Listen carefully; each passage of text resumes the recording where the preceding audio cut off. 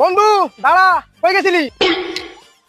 আর বলিস না রে দোস্ত, আমার তো খাইতে কোনো কাম নাই। ওই যে পাশের বাসায় বিয়ে হইলো, তো দাওয়াত দেয় না, নিজে দাওয়াত করে খাই এলাম। শালা কই কি রে? তো বন্ধু কি দিলি?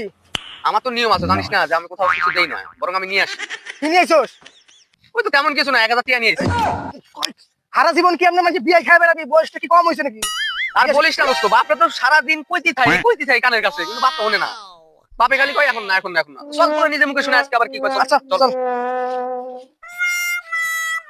গেদা সারাদিন খালি কয় বিয়ে করবো বিয়ে করবো, এত জায়গা সম্পত্তি একটু কেয়ার করে না, দুধ দেখে না, খালি বিয়ের দান্দা।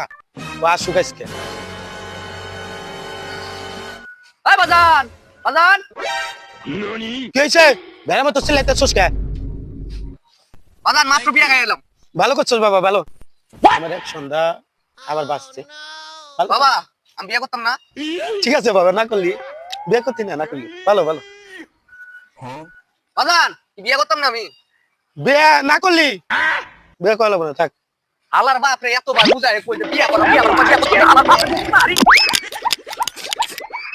শালা কি যুগাইলো বিয়ার জন্য বাপরে মারতাছে।